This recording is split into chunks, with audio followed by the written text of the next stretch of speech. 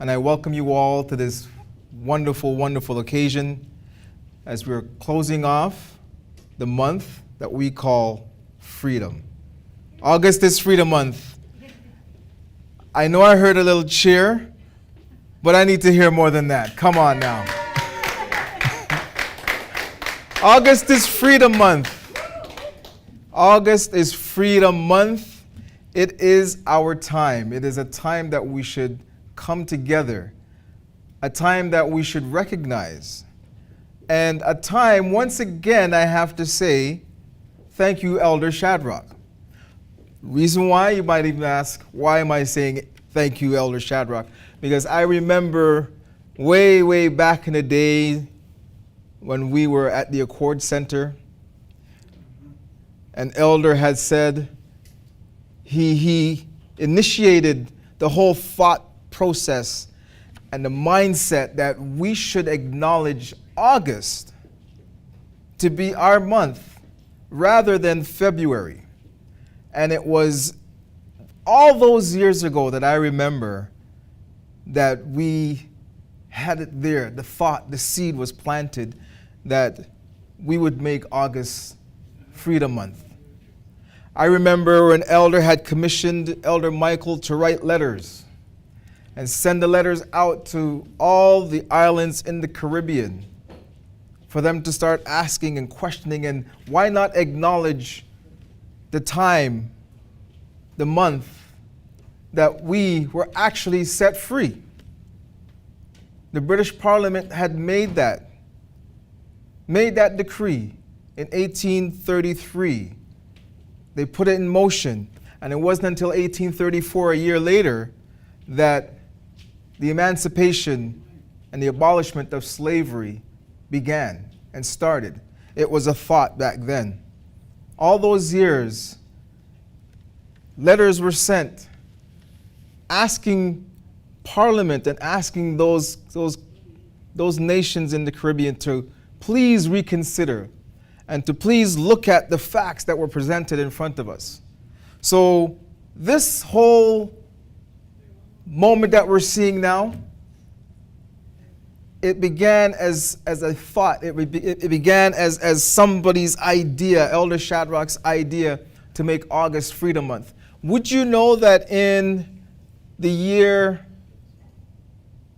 2021, just a few years ago, the Canadian government acknowledged August 1st as Emancipation Day throughout Canada. That deserves a round of applause. It does.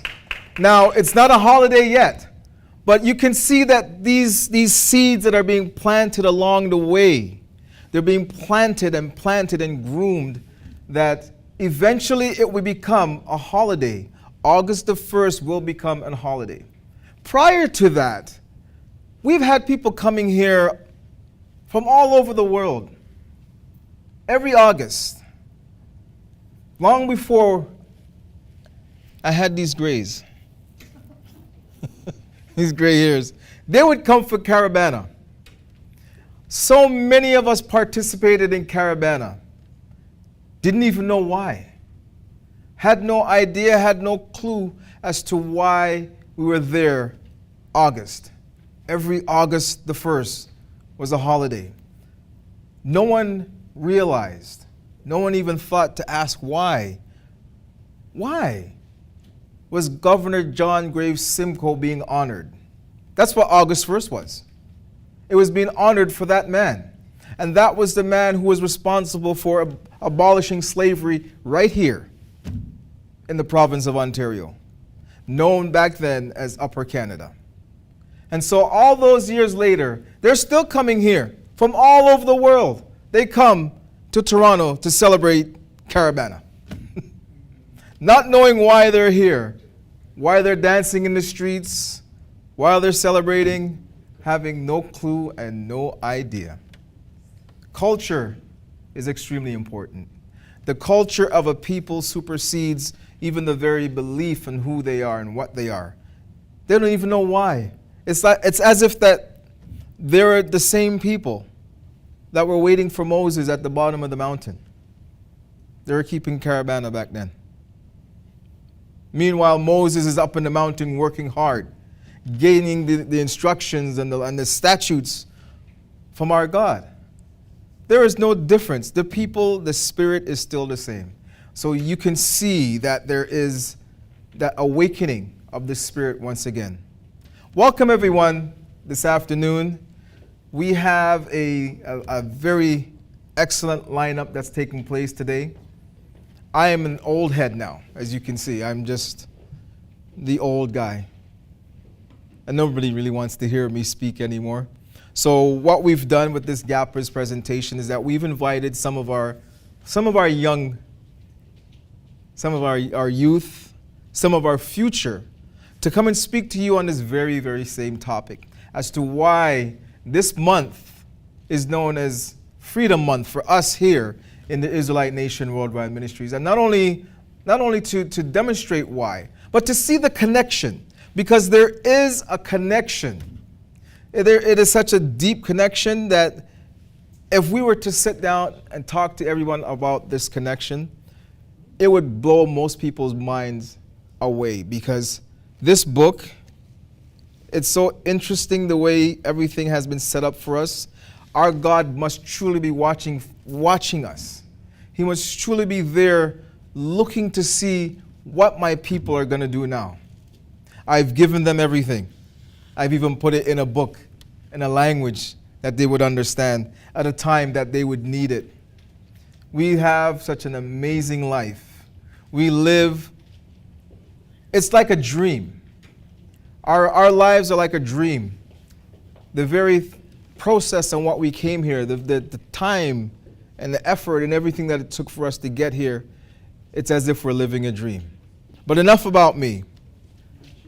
We're here to celebrate August as Freedom Month. This is the last Saturday of August. So we have people, some of our brethren that are out there right now. They've got their Remember the 400 t-shirt on. It's so funny. I didn't think that everybody would be wearing theirs, but we've got so many Remember the 400 t-shirts on. Officer Charmaine, you too. Wow. Everybody. So who didn't get the memo? Somebody didn't get the memo. Colin, Lennox, Elvis, you guys didn't get the memo. Dion, you didn't get the memo? August is Freedom Month. You know what's so funny is that they celebrate August the 1st as Emancipation Day, and that's it. We continue on again from the direction of our elder to make not only August the 1st an exciting time, but to make every single day in August a time to be remembered. We just celebrated the raising of the flag on the 23rd that just passed. 40 days. 40 days that was for the first group of baptizees, the August 1st. August 31st is coming up. And I hope that we can continue to keep this on. We have Remember the 400 right now. They're handing out and being members of the community by helping the community. There has been so much going on, and you can actually see the process taking place. You can see that by next year, August, it's going to be even better. The celebration of this month is going to be even greater. I have a speaker that's coming up, a very dynamic speaker.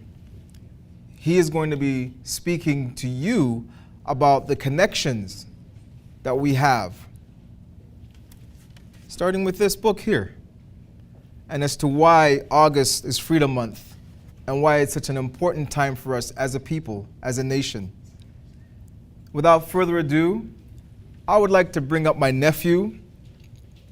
I've seen him grow from a little child, from a little baby, from the time that he was 8 days old, circumcised and offered up on the 8th day, according to the culture of our people, the Israelite people. I want to present my nephew today, Reuben Dyer.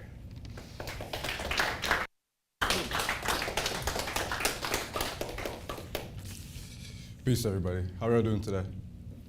Good, I'd like to hear that. Now, we as a people have been through trying time after trying time after trying time. It is who we are. It's our history. We fight battles. Sometimes we win. Sometimes we lose, but we fight. That's all we know. We have years upon years of documented battles in our history. We have years of torment that we have faced, from slavery, the Tulsa massacres, everything. Our entire history, if it was battles, fighting for our rights and fighting for who we are. We are warriors. We are soldiers. It is in our blood. It is ingrained in us. We are fighters. Now, all these battles and trials and tribulations, to be honest, they seem like they never end. It's just one after another for years upon years upon years upon years. It has been this way since we've all remembered, from me, a young one, to our elders. As long as we have been alive, as long as we have remembered, we've fought. We've had battles. People have hated us. They want to see us lose for as long as we can remember. Now, our young ones are dying in the streets. Our adults are incarcerated. And our old ones are battered and bruised. You see the results, the scars on our body, not just our body, on our minds, the way we interact with each other, the way we treat each other. You see how these battles have changed us and affected us. And people ask all the time, why? Why do they hate us? Why do they want to see us lose? Why do they enslave us? Why do they separate themselves from us? Why are we less than? And people have been asking that for years upon years upon years. But we have the answer. Through our own disobedience, we have cursed ourselves. We are a stiff-necked people. We are stubborn. We are stuck in our ways. And that has led us to where we are today. And I'm not just saying this unfounded with no evidence, no proof to back us up. It's right here. It's in our Bible. It says plain as day. If we go to Deuteronomy 28, please.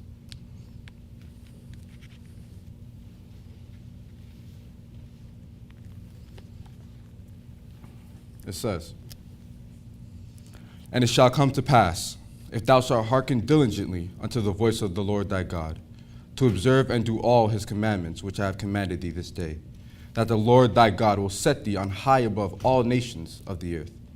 And all these blessings shall come on thee and overtake thee, if thou shalt hearken unto the voice of the Lord thy God.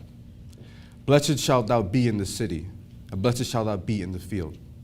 Blessed shall be the fruit of thy body, and the fruit of thy ground, and the fruit of thy cattle, the increase of thy kin, and the flocks of thy sheep.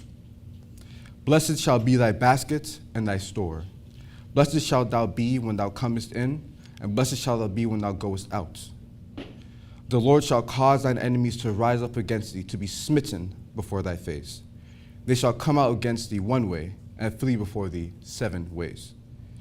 The Lord shall command the blessings upon thee in thy storehouses, and in all that thou settest thine hand unto, and he shall bless thee in the land which the Lord hath given unto thee. The Lord shall establish thee an holy people unto your little ones. The Lord shall establish thee an holy people unto himself, as he has sworn unto thee, if thou shalt keep the commandments of the Lord thy God, and walk in his ways." We, brethren, are glorious people. We serve the true and living God. And as such, we receive glorious things. We receive all his blessings, all his love. We receive his jealousy, we receive his anger. We receive our love from the God of Israel. He giveth to us, and we learn. And it tells us right here, it gives us our path. We serve the God of Israel. We follow in his footsteps. We follow in his ways. We keep our Sabbaths, our holy days, everything. We shall prosper. Everything our hands create, the things that come out of our loins shall be prosperous. None of us shall not succeed. It is in our blood, it is in our DNA. With the help of our Father, nothing could go wrong. But, like I said, this is if we're obedient, and if we listen and hearken unto the words of the God of Israel, and hearken unto the people he has sent. But, as we all know, that's not what we did. Far from it, actually. Time and time again, through the Bible, through the history, everything, we have been disobedient. We have the words in front of us. We have the blueprint. We have the doctrine. But we're blind to see. We ignored the words of our Father. We ignored the pleas from our Father. Serve me. Look at me. Acknowledge me. Worship me. That's all he wanted. Yet time and time again, we didn't listen. We had one job. Now, when I talk about these prosperous things, that's if you're good. But just a few verses later, it tells us what happens if we're disobedient. So now we go to Deuteronomy 28 again. Starting at verse 15. But it shall come to pass, if thou wilt not hearken unto the voice of the Lord thy God, to observe, to do all his commandments and his statutes, which I have commanded thee this day, that all these curses shall come upon thee and overtake thee. Cursed shalt thou be in the city, and cursed shalt thou be in the field. Cursed shall thy basket and thy store. Cursed shall be the fruit of thy body, and the fruit of thy land, the increase of thy kin, and the folks of thy sheep. Cursed shalt be when thou comest in, and cursed shalt thou be when thou goest out. Now, the God of Israel truly left no stone unturned. He told us word for word what would happen if we were disobedient. The works of our hands, for nothing. Our stores, they're not prospering. They're not getting sales. No one's coming over and says, "Ooh, I want to go to this." No, we don't receive goodness and blessings from our Father when we don't listen. It's like the relationship with your parents.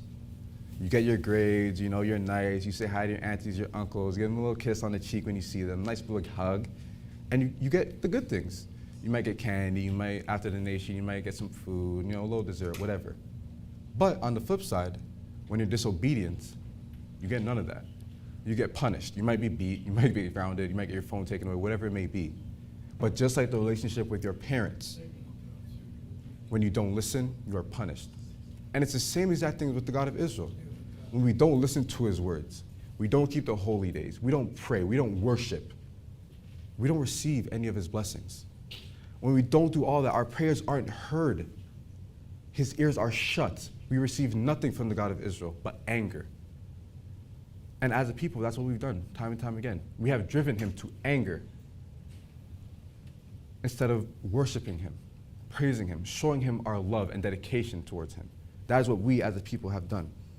No matter where we go, what we do, who we're helping, who we're talking to, whatever, it is for naught. It is cursed, as the Lord had told us.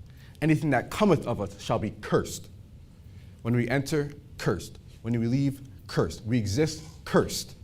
That is what we have brought upon ourselves. That is the story of our people. There was no prosperity in this time. There was no blessings from the Lord. There was no goodness. And who can we blame but ourselves? Now, when you go just a little further, Deuteronomy 28, verses 32, it says, "Thy sons and thy daughters shall be given unto another people, and thine eyes shall look and fail with longing for all them all day long, and there shall be no might in thy hand. The fruit of thy land and all thy labors shall a nation which thou knowest not eat up, and thou shalt be oppressed and crushed alway, so that thou shalt be mad for the sight of thine eyes which thou shalt see. The Lord shall smite thee in the knees and in the legs with a sore botch that cannot be healed, from the sole of thy foot to the top of thy head. The Lord shall bring thee, and thy king which thou shalt set over thee, unto a nation which neither thou nor thy fathers have known, and this shall serve other gods, wood and stone. And thou shalt become an astonishment, a proverb, a byword among all nations, whither the Lord shall lead thee." He promised us slavery. He promised us captivity. He promised us slavery and captivity if we did not listen to his words. And what did we do? Did we listen? As you can clearly see, we did not. We have been enslaved for years upon years upon years. And it's not just recently in America, talking in Egypt, even certain parts of Africa, everywhere. We were sold. We were taken away from our homes and our families and our kids. We never listened. And all the things that we had, the glory, the prosperity, was taken from us. We were made to serve another man. And as Israelites, we know how preposterous that is. We serve the true and living God. No man compareth to his might. No man compareth to his power. That is the one true and living God. Yet we serve these people. We wake up when they tell us to wake up. We eat when they tell us to eat. We drink when they tell us to drink. We don't converse with people when they tell us not to converse. We work when they say to work. Who gave them that power over us? We are a glorious people, and we only serve one man. Yet this is the situation we're in today. Because we were disobedient, because we didn't hearken unto the words of the God of Israel. It's disappointing. And as a parent, which our Father is, what other choice do you have? Time and time again, you give them the words, you tell them what to do, and it is plain as day in this Bible. But they're blind. They have eyes. I see their eyes, but they don't see. They have ears, but they don't hear. They can touch, they can read, but they can't comprehend the things in this Bible. It just seems like they don't care. And as a father, what are you to do in that situation? Let them run rampant and do what they want even though they're not listening? No, you have to punish them. And that is why we're here today. That is why we're who we are in the position we are in. Our hands, we work, we slave away, we build things. Yet it's for nothing. It's for people that don't know our Father. It's for people that we don't know. These are not our kin. These are not our family. We are working for someone else. All the prosperity you see that they have, we have built it. We, our own hands, have built the things that they worship, the things that they love and hold so dearly. And we can't do it for ourselves. We can't build a site unto our God. We can't worship Him properly. We use our talents for other things, to serve other people, but not our own Father. We have been led astray. And we have nobody to blame but ourselves. Our Father laid out two paths, one of glory, prosperity, power, one of sadness, slavery. You shall be abandoned. Now, I don't know about you guys, but personally, just me personally, I like the first path. You know, I get the things I like, I get my wants and my needs, I get my blessings from the God of Israel. I pray, I worship, I'm happy. I'm with my family, I'm with my brethren. We're doing what we're supposed to be doing to the God of Israel. That's what I want.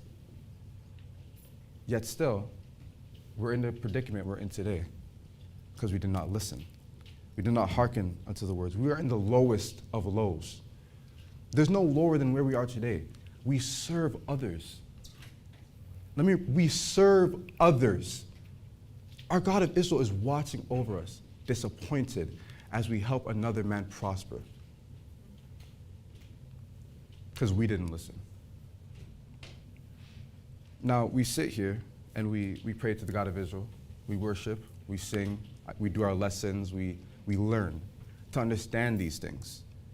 And it is our duty as Israelites to change this, to worship our Father, to show people the way, to show people the truth, to show them a new path.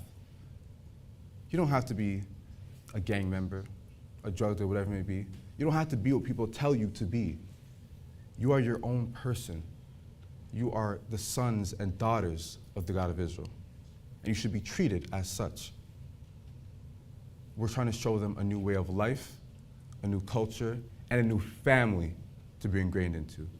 And boy, am I grateful for this family. Nothing could ever top us. We are soldiers.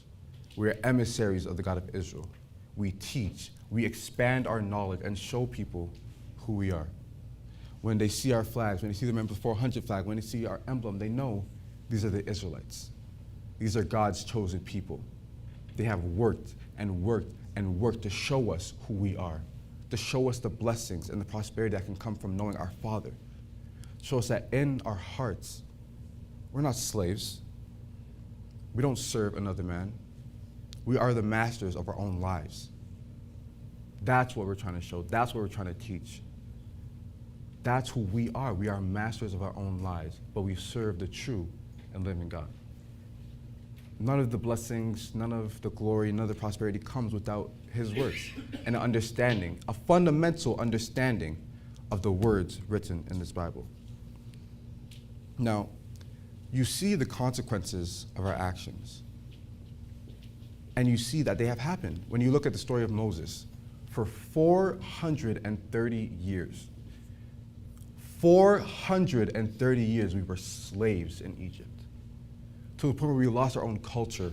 We lost our own identity. We didn't know who we were. We were indifferent. We were the same as the Egyptians. The only thing that was different was our situations. We were so ingrained in our culture, we forgot who we are, who we serve. Like it said in Deuteronomy, our handiwork goes to another.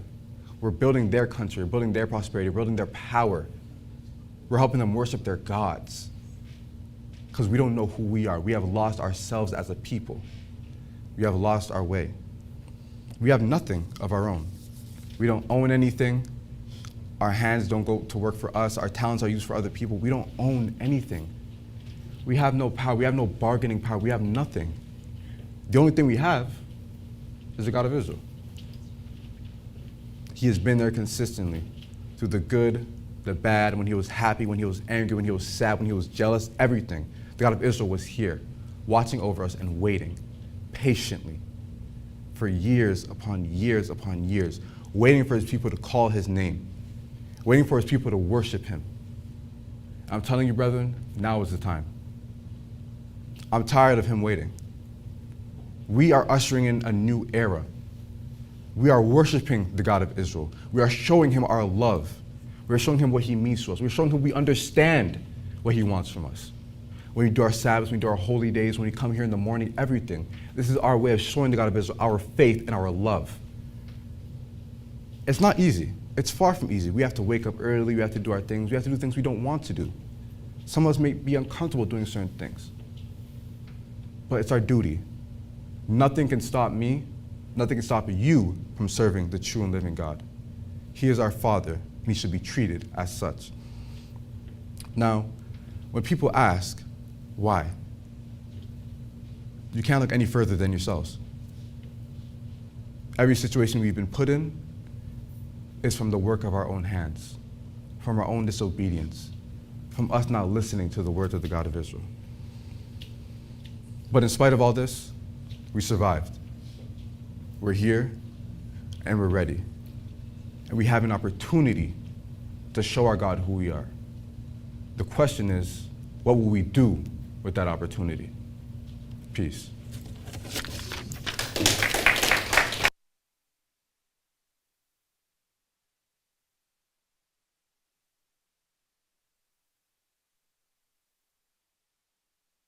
Very much, Reuben. As you can see, we are in no shortage of the future. This Israelite Nation Worldwide Ministries is known for turning out and churning out young men of substance, and that is what you are seeing today. I couldn't even dream or imagine at that age getting up and speaking to an audience, and not only speaking to an audience, but to speak to an audience about the world's most favorite subject matter, and that is this book, the world's most favorite subject matter. I could not even imagine myself as a 19-year-old even considering God, considering the Bible, and not only that, but to actually understand what is written in the pages of this book. Not many people can, not many people do. How do you connect this month with us as a people?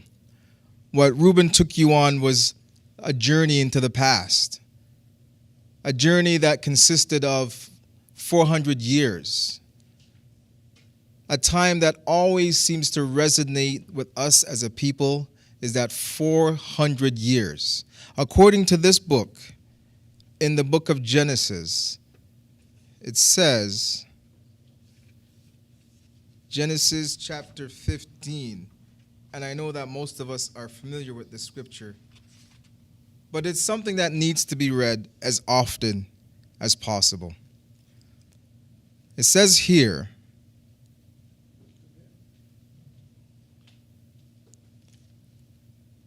and he said unto Abram, know of a surety that thy seed shall be a stranger in a land that is not theirs, and shall serve them, and they shall afflict them 400 years. And also that nation whom they shall serve will I judge, and afterward shall they come out with great substance. 400 years. 400 years. It might seem trivial to a lot of people, but this 400 years has always been a part of our history, a part of our culture. If you notice, it says 400 years and 400 years of servitude, serving another people. Slavery has always been part of us, because whenever we disobeyed, whenever we went against, whenever we did not do what we were supposed to do, we were put into slavery. And it just so happens that that is the story of the people of the book. They disobeyed their God, and he put them into slavery. Is there any other people that are upon the face of this earth who have been made slaves? Not once, not twice, not 3 times, not even 10 times, but time upon time upon time upon time. We hear the historians. We hear people that go back and forth with the rhetoric about the Slavs and people being slaves, but a nation of people consistently being put into slavery for their disobedience against their God. There is no other people.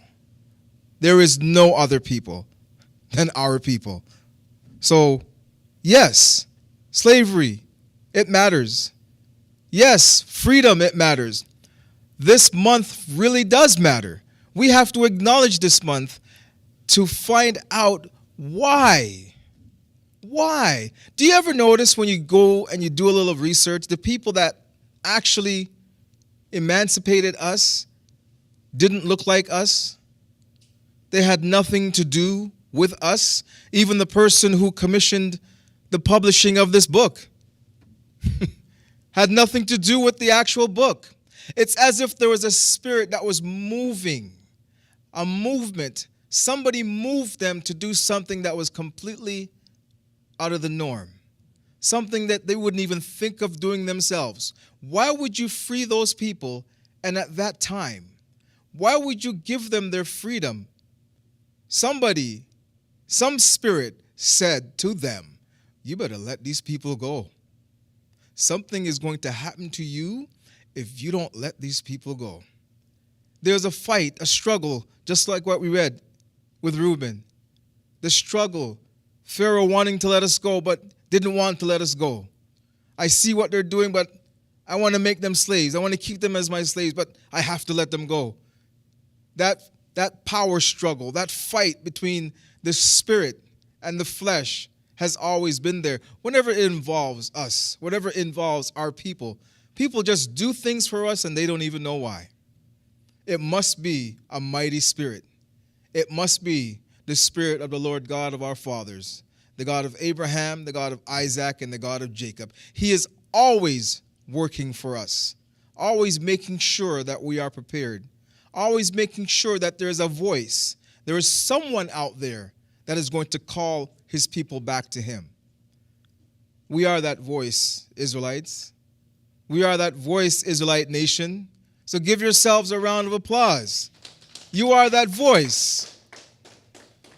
And I thank you for coming out today. I thank you for acknowledging this month and for making it known to the world that yes, August is Freedom Month. And with that being said, I have another dynamic speaker that will be taking the stage. Another one of our young men, born and raised in this Israelite nation, Worldwide Ministries. It is a wonderful, exciting thing to see our young men. Is it not? Is it not? That alone gives you reason to celebrate this month. You know what children are normally doing at this time? During the summer? How many of them can come down and glorify their God and give thanks for who they are and to demonstrate with knowledge, wisdom, and understanding from the scriptures as to why this month is so important for us? Nathaniel, another one of my nephews I saw born. I didn't see him born, but I was there when he was offered up. He was circumcised on the 8th day according to the culture and tradition of our people. Amen. Amen. Thank you, God of Israel, for yet another one of our young men is here to speak to you just a little bit. And this August is Freedom Month. Please, everyone, give Nathaniel a round of applause. Nathaniel, take the stage, please.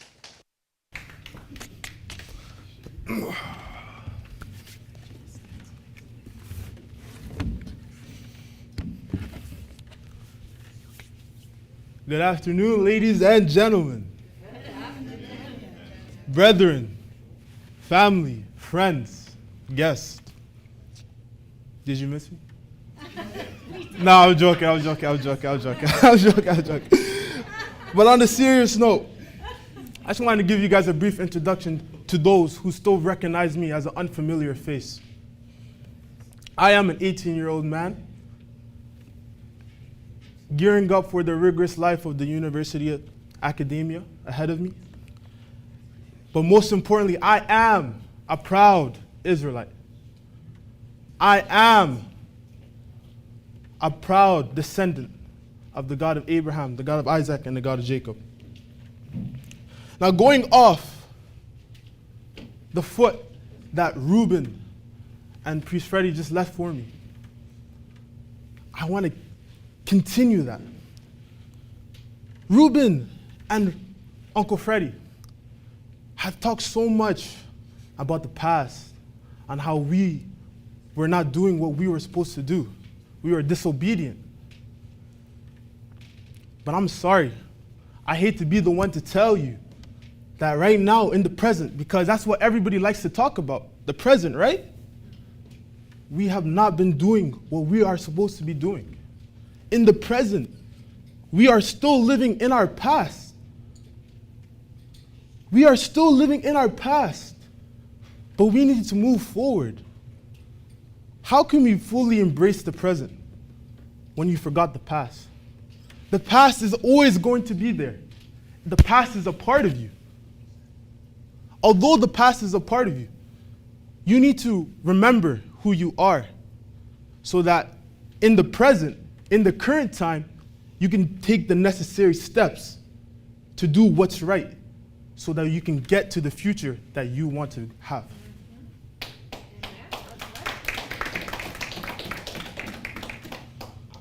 We are also eager to do better, to move to the future.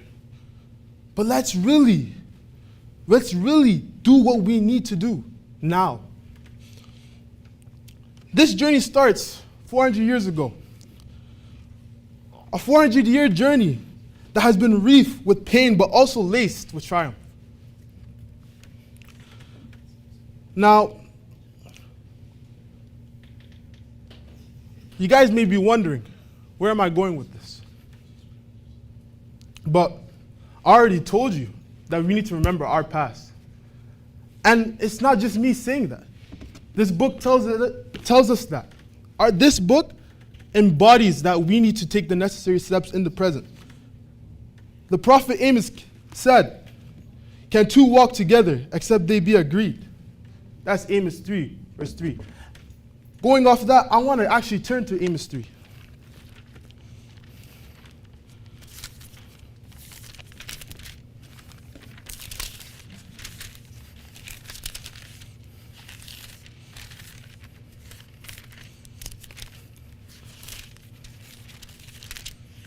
Okay, right here.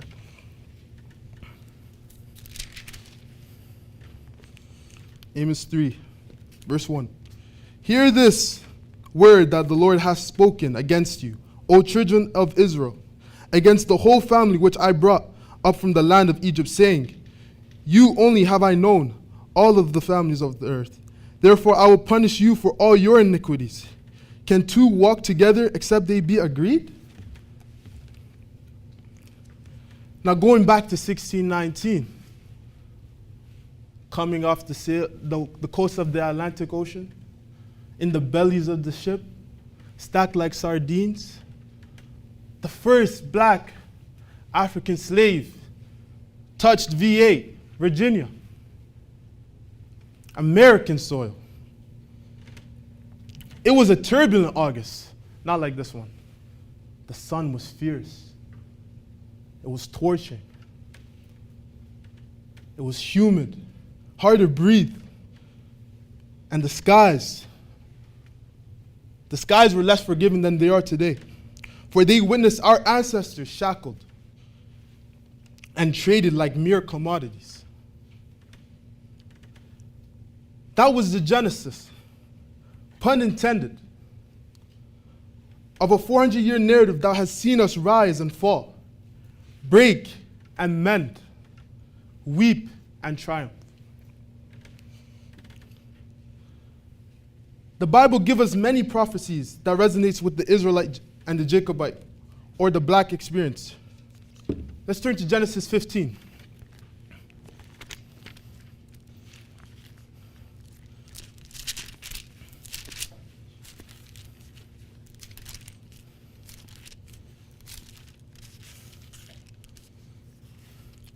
After these, Genesis 15, 12 to 14, sorry. And when the sun was going down, a deep sleep fell upon Abram, and lo horror of great darkness fell upon him.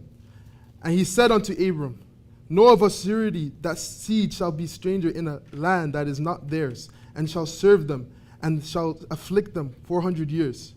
And also the nation whom they shall serve will I judge, afterwards shall they come out with a great substance. Genesis 15, 12 to 14 foretold us a people who would be estranged in a land, afflicted for 4 centuries. The Bible told us what was going to happen. So there is no surprise of what has been going on the past couple of years.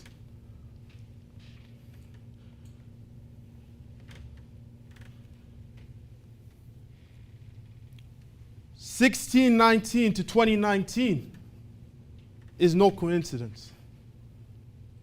Everything that has happened to our people is no coincidence. Us being used, us not knowing our importance, our value, is no confusion, no bewilderment should be there.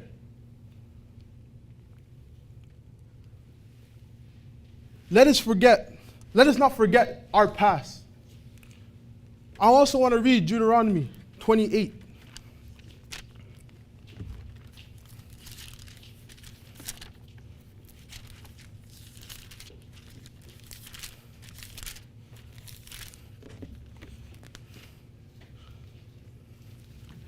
Deuteronomy 28:68.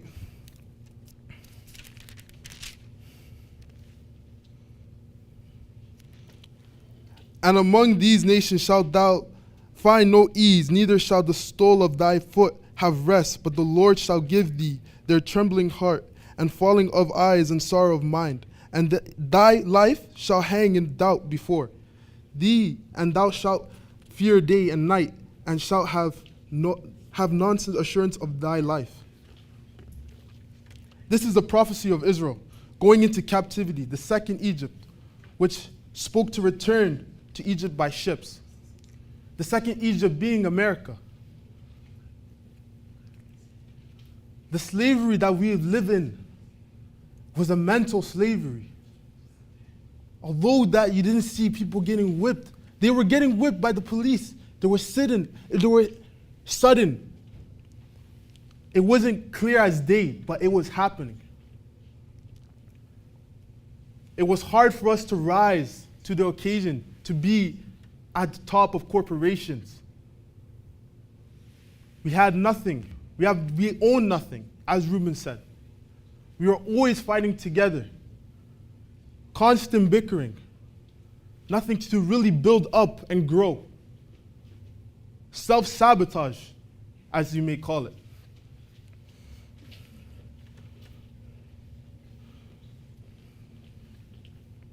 Looking at that,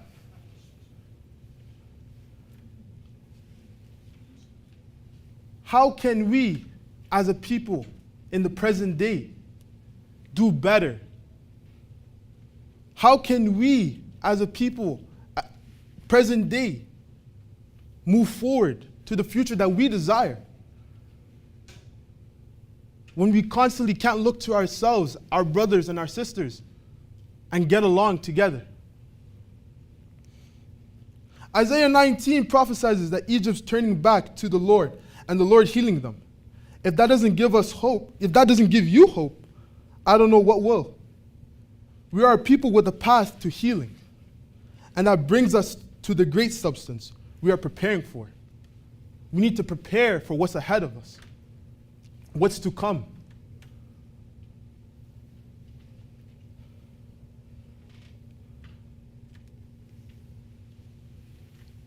So much more has happened in August. To everyone and the oppressors out there, in August, Emancipation Day, not to mention MLK's Day, MLK's speech, I Have a Dream, was taken there. The voting rights of the bill, and more. Seriously, if August were a person, it'd be like Auntie Sophie. It'd be like Auntie Charm, showing up to the family gatherings, telling everyone how it's done. Because so much has been done by our people in August. That's why it's our month.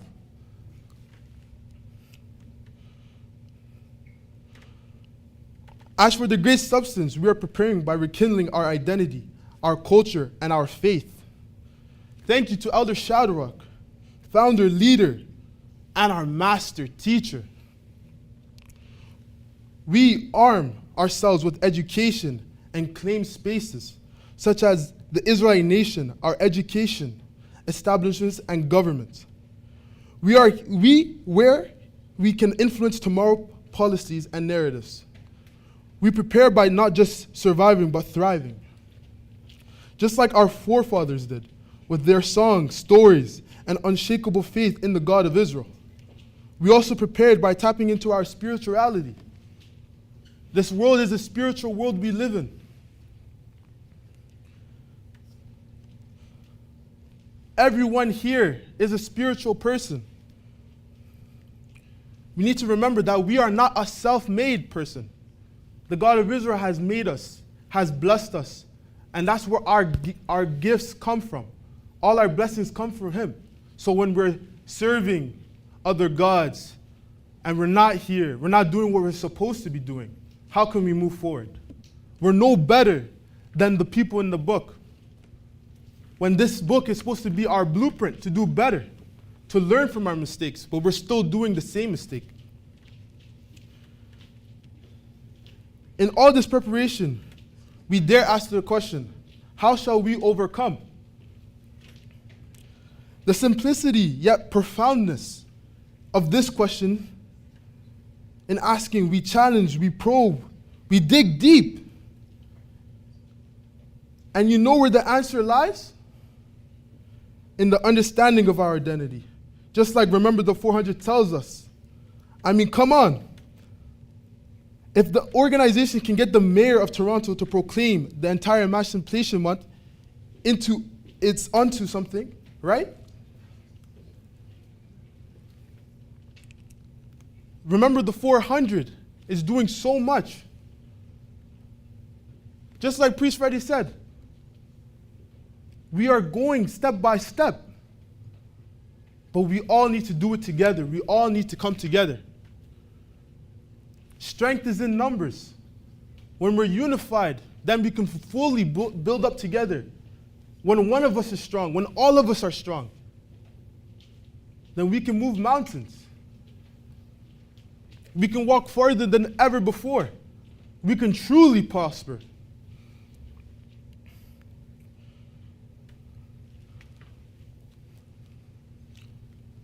As a people, we need to dig deep. We need to come together. We need to take the correct steps. We need to build our spirituality. And the way we build our spirituality, just like I said before, body, soul, and spirit, we need to use our soul, our judgment, to do the right things, to do the things that we are meant to do. When we do the things we are meant to do, and we're on task and we're disciplined and we're dedicated, it will come to us. God helps those who help themselves. So if you're out there following when you're supposed to be a leader, are you doing what you're supposed to be doing? When you're out there praying to the other gods, wanting to be like them, falling astray, getting your ears pierced, tattoos, not coming to Saturday mornings, I'll do it tomorrow, I'll come next week, it's okay. Sabbath? Oh, there's no one next month. We need to take today. You can't worry about today, about tomorrow, until you finish today. Tomorrow is not guaranteed. Everybody wants to be the best. Everybody wants to have greatness. Everybody wants to sit and complain. They want to build all these blueprints, these steps, but to success. Your step to success won't mean anything if you don't take the action. You can have $1 million deal, $1 million idea, the greatest idea in the world. But if you don't take the step, you're never going to get there.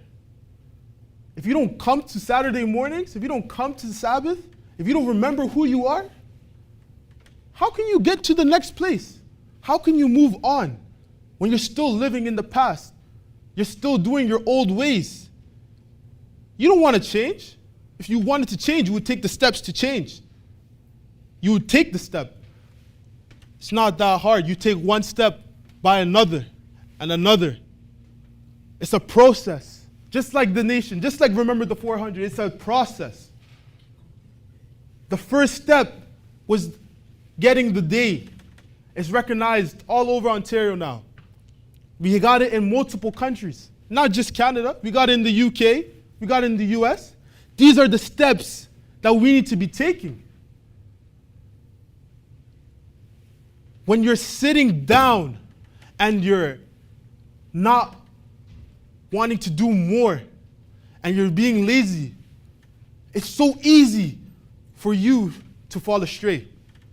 When you do nothing, you're doing something. What does that mean?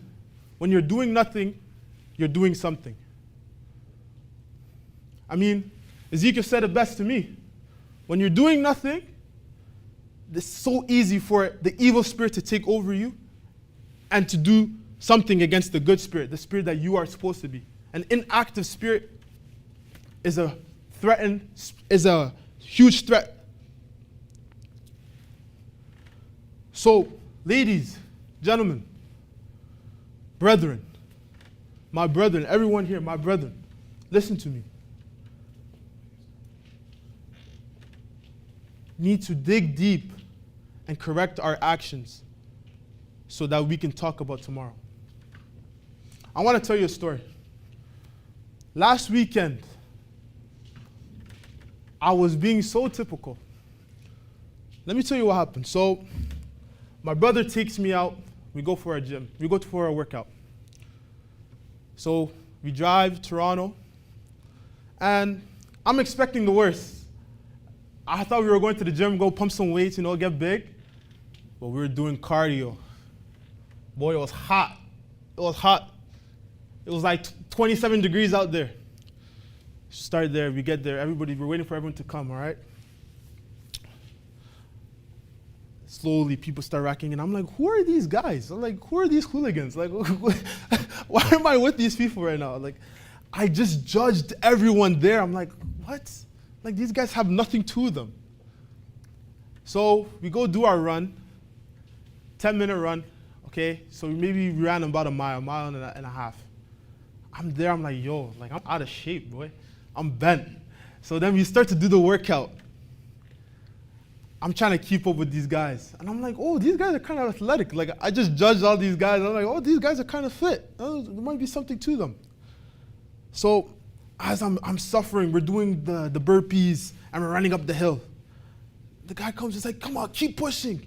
Come on, keep going. If you're not going to do it, who's going to do it for you? I was like, yo, this guy is like, he's really good. He's gone to something. Like, this guy's a motivational speaker right here. So he gave me the strength. I'm like, wow, these are black young men, like so positive. just like what you want to see. They're not doing drugs. They're not outside. They're disciplined people. They're people with substance. There was more to them. I just judged them. So after our workout, I'm like, wow, I need to stop judging people. I need to stop judging people because there's some good people out here. So we gather around and we're stretching. After our stretch, we all have a talk.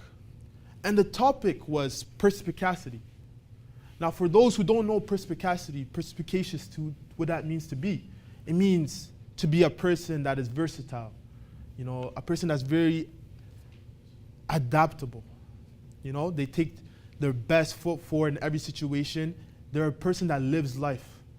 What it means to live life, it means that they go through different avenues that the world has to offer. And they're learning. They're constantly wanting to learn and build so that they have more depth to them. So we're talking about perspicacity. I'm like, yo, do these guys even know what this means? I was like, these guys don't know what that is.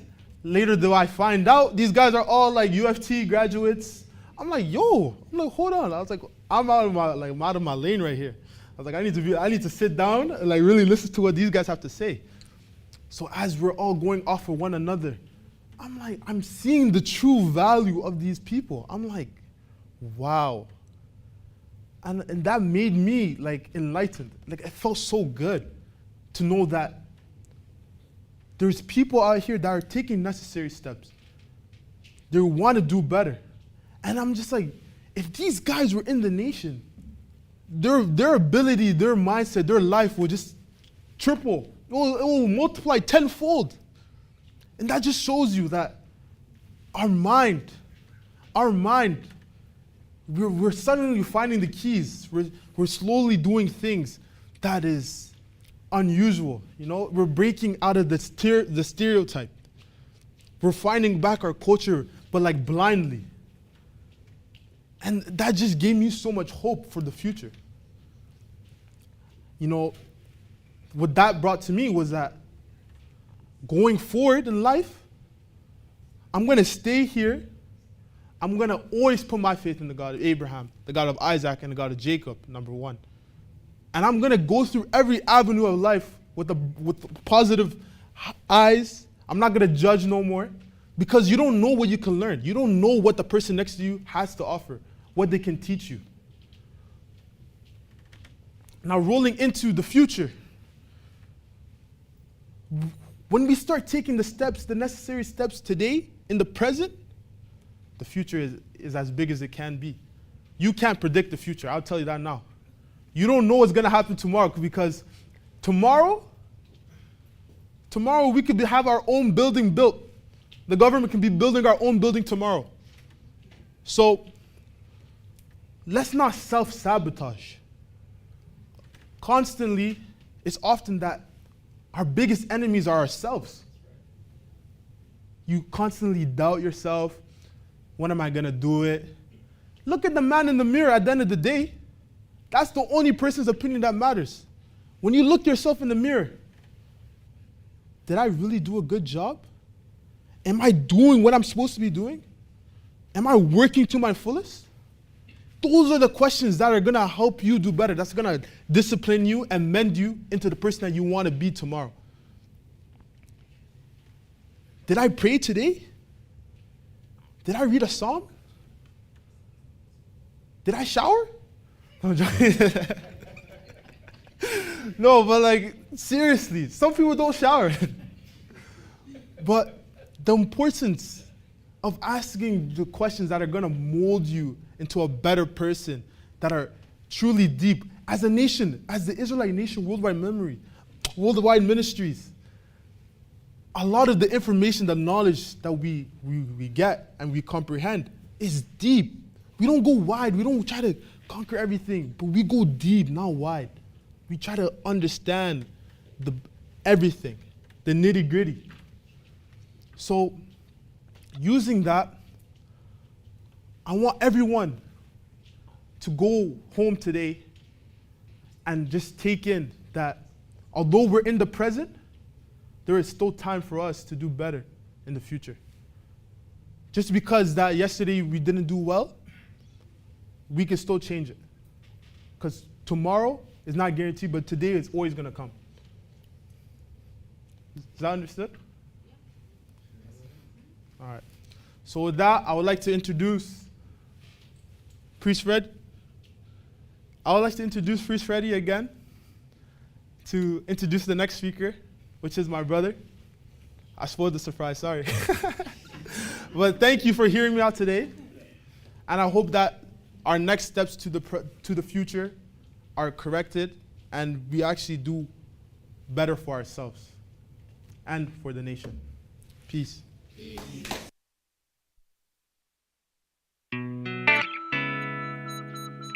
Hello.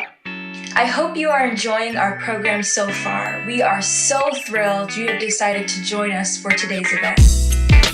If this is your first time, go ahead and hit that subscription button, and don't forget to click the notification bell so that you can stay up to date on all of our upcoming videos. Also, please like, comment, and share our videos. We truly appreciate it. We are so passionate about sharing our Israelite culture, and we welcome your generosity in helping us to reach more people. So please feel free to leave us donations.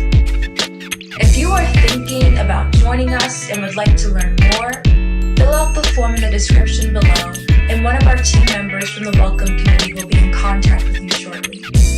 I thank you for your time and look forward to seeing you soon. And with that, I bid you peace, love, truth, prosperity, and power.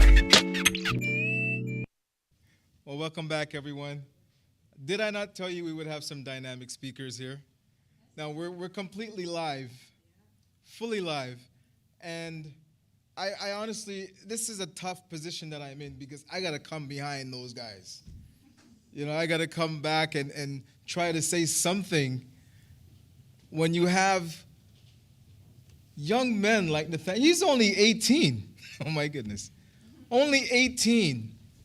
And the confidence that's displayed, and not only the confidence, but that comes from knowing who you are. The Israelite nation provides education. It provides you with the knowledge and understanding of who you are and what you are, so that when our young men come to speak and to represent themselves and to represent this nation, we have full confidence. I can call Hosea at any moment, and Hosea will be right on stage. I can't call you, right, Hosea? There you go. I can call Issachar or any of the young men at any given time. And this is something that it's a learning experience.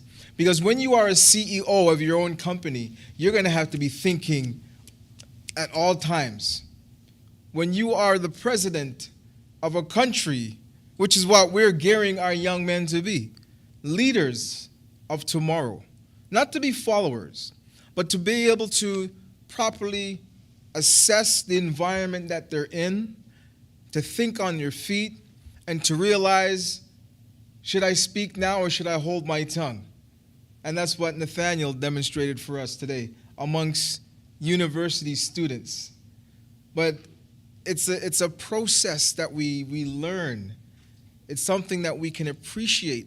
When you see the children of Jacob today and you look at the state of our people, it is not a state and a situation that you can actually be proud of for the vast majority of the Jacobites that are out there.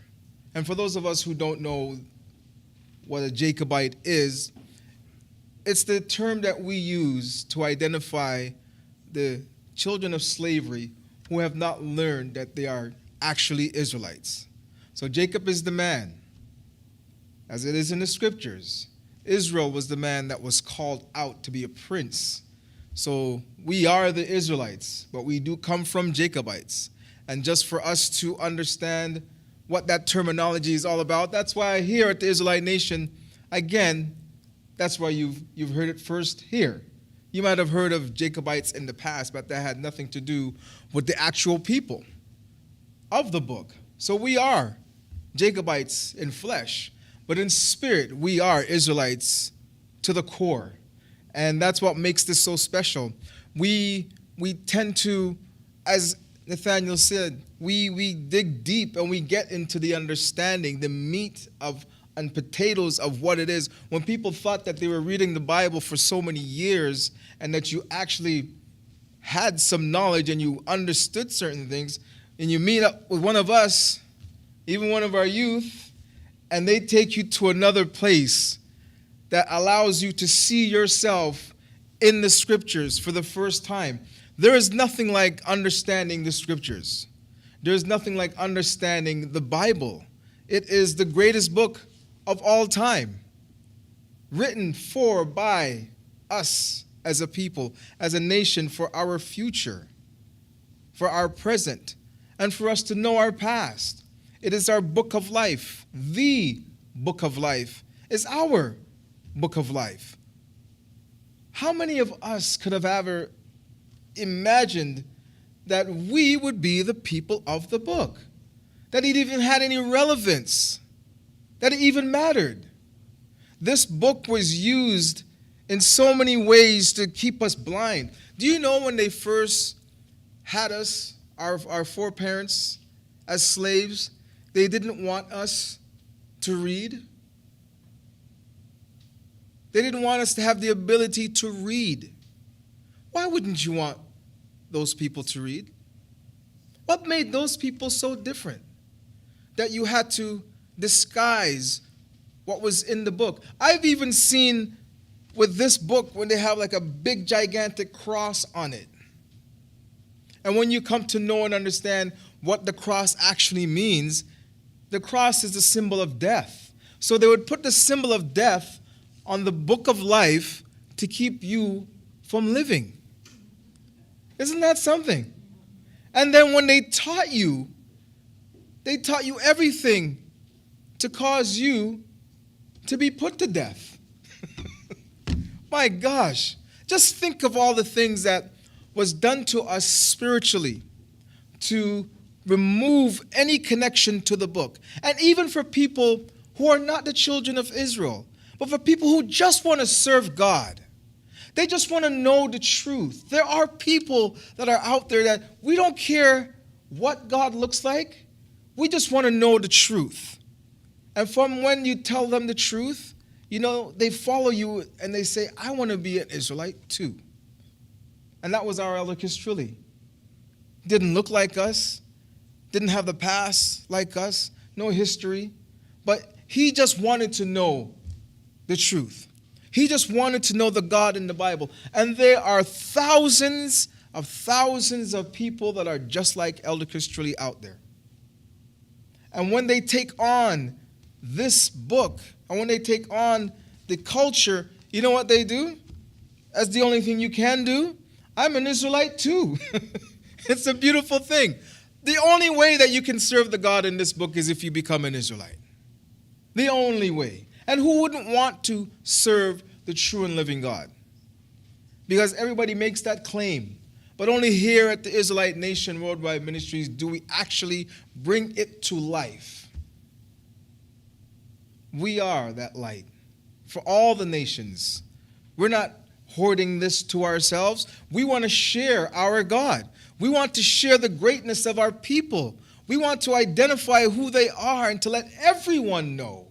Let everyone know the greatness of the God of Abraham, the God of Isaac, and the God of Jacob, and what he has done for his people, and what he continues to do for his people, even to this very day. We might think that we're just sitting here on a Saturday afternoon, but we don't know who this will affect. We don't know who this video will be seen by. We don't know who will be watching. We don't know what person is going to be inspired when they see a young man like Reuben come up here and teach in such an eloquent way. When they see the inspiration of somebody, a young man like Nathaniel. And I remember you just a few moments ago. You had a hard time, but now look at him. Oh my God. I was sitting there and I just had all smiles. I couldn't stop smiling because it is to see our future, to see our young men. And my advice to all the young men that are out there, not just our own, what you have to do as a young man is to find your purpose in life. Find your purpose in life, and let your purpose be connected to the God of Abraham, the God of Isaac, and the God of Jacob. Because once your purpose is connected to him, you will not fail. Your desires, your dreams, your hopes, your aspirations, your career will not fail if you have the God of Abraham, the God of Isaac, and the God of Jacob connected to your purpose. I don't know what your purpose is, but I urge you to find that purpose. Your number one purpose should not be chasing women or having a girlfriend or having the best car.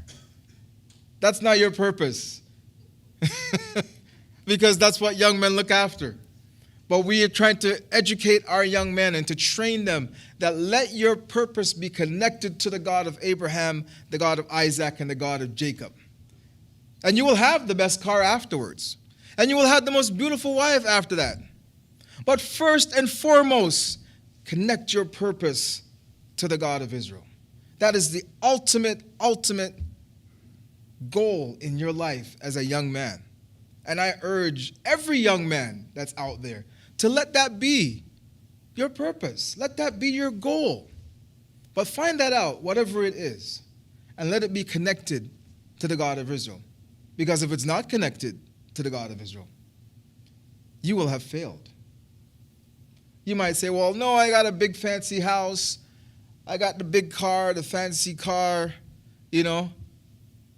But at the end of the day, when it's all said and done, remember the story of Lazarus and the rich man. Remember that story. Because when we all cross over, because eventually we will, every single person will cross over. And there will be a time when somebody will say to you, I gave you life, I gave you breath, and I gave you the opportunity to sit down on a Saturday afternoon and be a part of the Israelite Nation Worldwide Ministries. What did you do with the opportunity that I gave you? Because it all comes to an end one day. And after death is judgment. But I don't want to be too down on that. It's just my thoughts and my observations. Because, again, we are building and we are making our culture. And wouldn't you know it, August is Freedom Month. It is part of our culture now. If you haven't noticed, if it hasn't dawned on you just yet, exactly what it is we are doing. We started off in 2018 to make August, again, to recognize this month. We all got our Remember the 400 t-shirts. Some of us were emissaries and went down to Virginia a year prior to us arriving and saw that there was fertile soil and saw that this is where we would be in 2019. And when we arrived in Virginia in 2019, we put on a show. And if you haven't experienced that show, you're going to experience it next year, August. You will. You will see what it is for us and what it means for us to make sure that we are building this so that every August you will all be celebrating Freedom Month. Not just a day, not just the first day, but the entire month will be celebrated as Freedom Month. That was the goal when we came back from Virginia. It was like, these Remember the 400 t-shirts that we have on? They are iconic.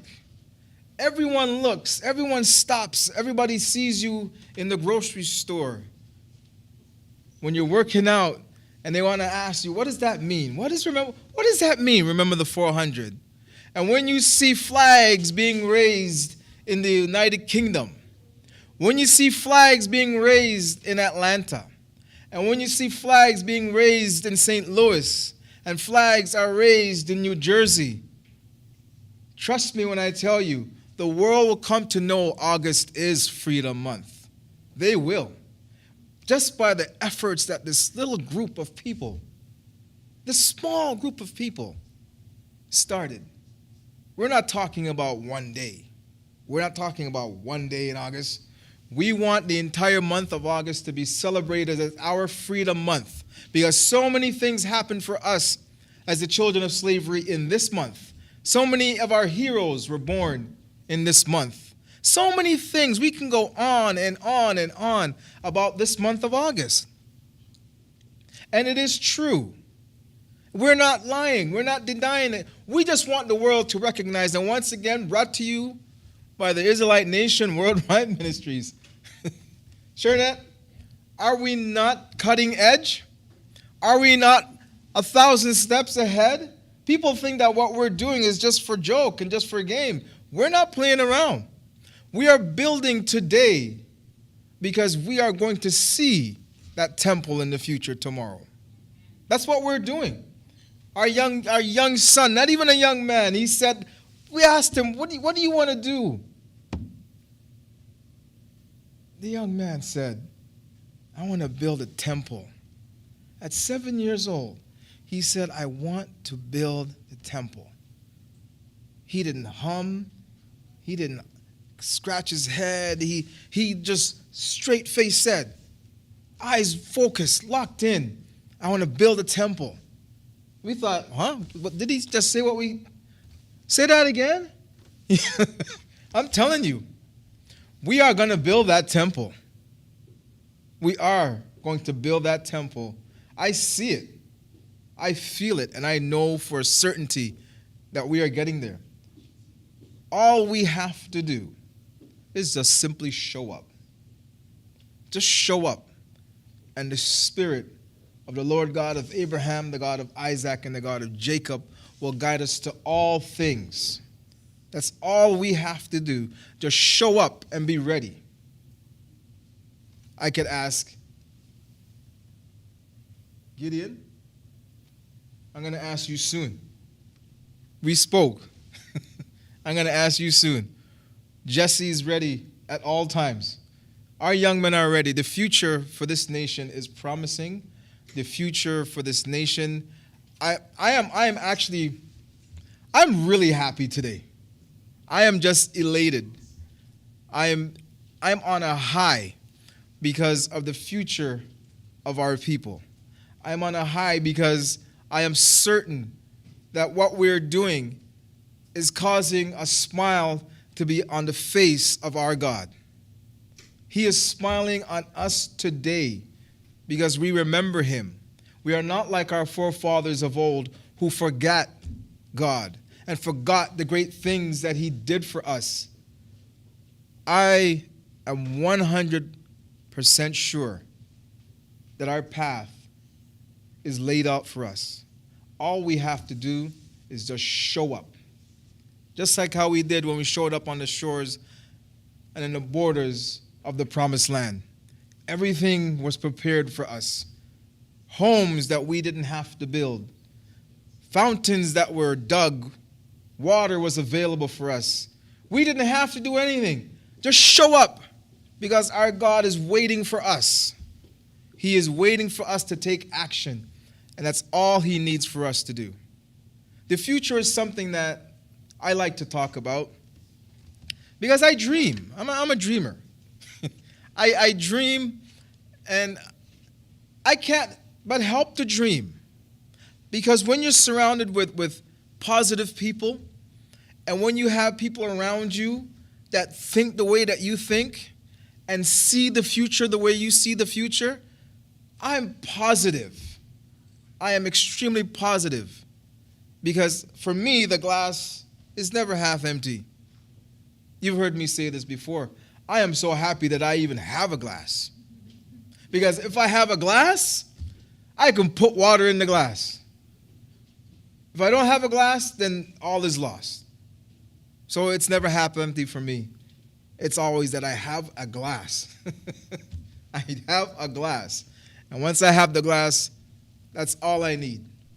Thank you, God of Israel, for putting me and placing me in this Israelite Nation Worldwide Ministries, for giving me this home, this place that I could rest my head, a place that I could actually see the future. Because there was a time that I was in your shoes as a young man. And in those days, they were dark days. When you don't have a foundation, when you don't have an identity, it is the worst thing that you can have. The worst thing that you could possibly have is no identity.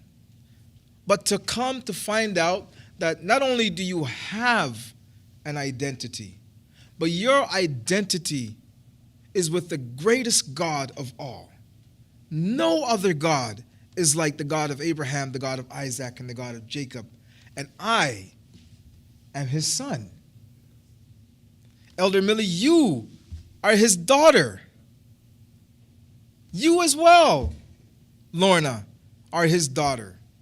We are all children of the God of Abraham, the God of Isaac, and the God of Jacob. Yes, give her applause, man. Lorna, we are his children. We are his children. Can you imagine that? There are scientists, there are people that are out there trying to find the mystery of life. They're trying to find the origin of man. They're trying to look out into outer space and trying to figure out, how did this all start? Can you imagine? There are people trying to figure out how everything began. What is the meaning of life? What is the meaning of life? Without the God of Israel, you have no life. You don't even have a reason to live. Without the God of Israel, why are you here? If you're not serving our God, why are you here? Taking up his precious air, walking on his green grass, swimming in his rivers and his lakes. Why are you here? If the God of Israel is not your God, what is your purpose? What did he create you for? I know why we were created. You must have been created just to be a distraction for us. Because that's all they are, a distraction for us. If we maintain focus and maintain who we are, what's to stop us from bringing the God of Israel down for him to see us again? That would be a great thing, I think, for the God of Israel to visit us yet again. Because that's when he's going to say, enough is enough. Enough is enough. Those days are coming. I don't know when. I'm not a prophet. But I do know this. If we consistently do what we're doing here, consistently, without breaking, without any interruptions, without any disruptions, I know for a fact that our future is great and something to behold. You can feel it. You can see it. I'm telling you. You can see it, literally see it. From one day they didn't recognize us to the next year, it's a national day. A national day. Why did they wait all these years? Why did they wait? Nobody thinks about this. 2021. Why did they wait all these years to make August 1st Emancipation Month in Canada? It was a civic holiday in Ontario. Just in one province. But 2 years ago, they made it national recognition. Do you see what I'm trying to say? Slowly but surely. Slowly but surely. They didn't want to acknowledge that we had anything to do with slavery in this country. They didn't want to do that. They didn't. But how can you resist when all the evidence is in front of you? Everything is there for you to see. If you don't believe that there is a God in Israel, you're blind. If you don't believe that there truly is a God in Israel, you are blind. And I don't mean physically blind. You're blind and you don't have the eyes to see, or the heart to perceive, or the mind to understand. But I thank the God of Israel each and every day for making me who I am, and to having me a part of this family, to be a part of this nation. We are witnessing history in the making. History in the making. 2019. Remember where you were in 2019. And remember what you were doing in 2019. We need to remind everyone every single day what happened in 2019. Because from 2019, and for about 2 years, 2.5 years, the world was on lockdown. Nothing like that has ever happened in the history of all mankind. Never has the world been shut down because 400 years came to an end. And if you don't see what happened and what took place, like I said, you're blind. You missed the boat. Because the scripture says, know of a surety that thy seed shall be a stranger in a land that is not theirs, and they shall serve them 400 years. And after that nation who they shall serve will I judge. I will judge. You got fires coming down everywhere. I will judge. People think that it's just happening. I will judge. Open up your eyes and see what is taking place, because the Israelite Nation Worldwide Ministries has made a home and a seat for their God to sit down and reside. And when he comes with his reward for his people, but he comes for judgment for everyone else. We have a promising future. And I can think of, at this moment, not very many people that could actually speak about our future. Then the next young man that I'm going to ask to come to the stage. Again, I have to preface this by saying, this young man that you're about to see, I was there when he was born.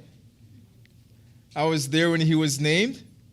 He was offered up, circumcised on the 8th day, according to the culture of our people.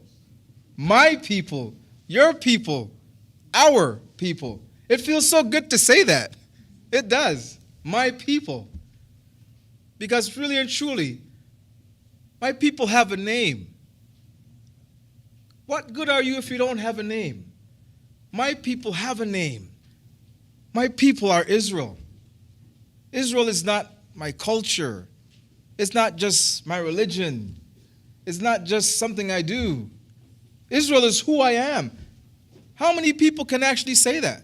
That your name is what you are. Your name is your culture. Your name is your religion. Your name is your philosophy.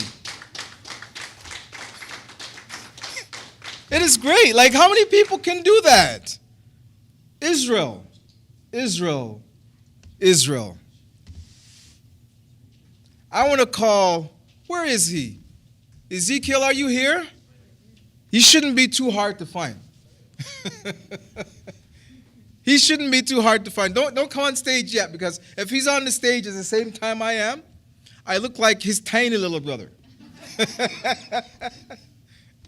But Ezekiel, I am so proud of you, as I am so proud of all my nephews, all these young men that are rising up to take over, who are learning and getting their own experiences out there and seeing what the reaction they get when they tell people that they are an Israelite, and they see that look on people's faces. And when their friends are around them, and they lead their friends and they teach their friends and they're not followers.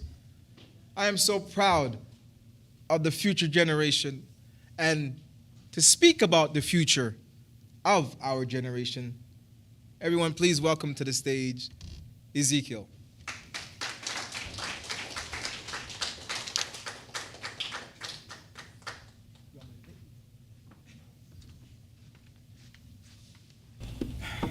AB wants me to take mine.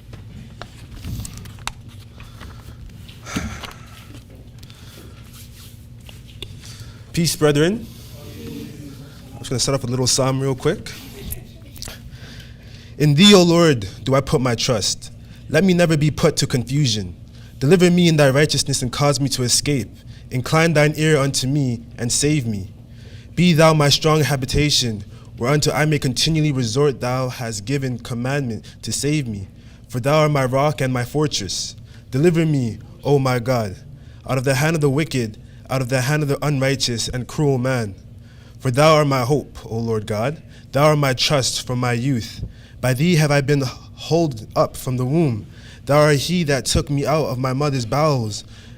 My praise shall be continually of thee. I am as a wonder unto many, but thou art my strong refuge. Let my mouth be filled with thy praise and with thy honor all the day. Cast me not off in the time of old age. Forsake me not when my strength faileth. For mine enemies speak against me, and they that lay wait for my soul take counsel together, saying, God hath forsaken him. Persecute and take him, for there is none to deliver him. O God, be not far from me. O my God, make haste for my help. Let them be confounded and consumed that are adversaries to my soul. Let them be covered with reproach and dishonor that seek my hurt. But I will hope continually and will yet praise thee more and more. My mouth shall show forth thy righteousness and thy salvation all the day, for I know not the numbers thereof. I will go in the strength of the Lord God. I will make mention of thy righteousness, even of thine only. O God, thou hast taught me from my youth, and hitherto have I declared thy wondrous works. Now also when I am old and gray-headed, O God, forsake me not until I have showed thy strength unto the generations, and thy power to every one that is to come. The righteousness also, O God, is very high. Who hast done great things, O God? Who is like unto thee?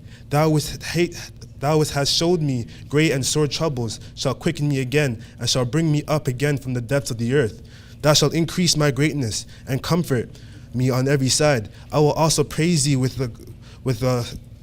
psalmody, even thy truth. O my God, unto thee will I sing with the harp.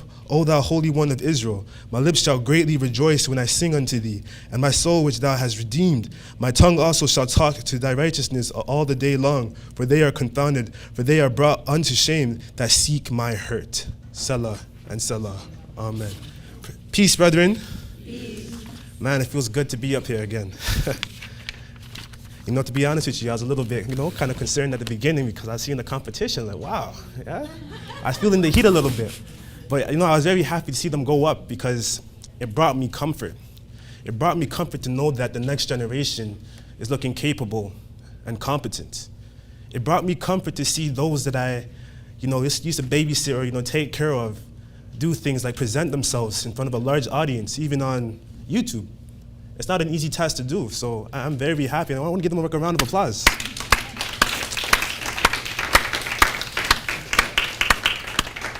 But now it's time for the main event. Nah, I'm playing.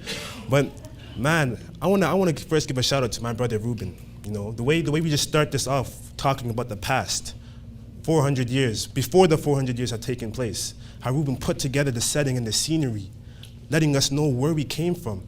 They would tell us in school, in high school, middle school, elementary school, that our history began when we came on the shores of Virginia. But little did they know that we had a history beyond the shores of Virginia, that we were brought back all the way to the beginning in Egypt, when Moses led our people out of Egypt, and the God of Israel helped us. The God of Israel took his people out of the land of Egypt and brought us into the promised land. You saw how the God of Israel, Reuben talked about it, you saw how the God of Israel took care of us, how he strengthened us, how he put his spirit upon us, that none of us would be feeble when the time we were exiting out of the land of Egypt. That's a big thing. It tells you, it creates the scene of where we were coming from and who we were as a people. Powerful stuff. But it also tells you how important is the relationship that we have with our God, the relationship that was formed, the covenant that we have. Not everyone could say, not every nation and family of this world could say that I have the service of God. That comes with responsibility. That comes with discipline.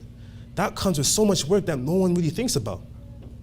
So when Reuben goes to Deuteronomy 28 and he talks about the curses and the blessings, it makes sense because it's equal proportions.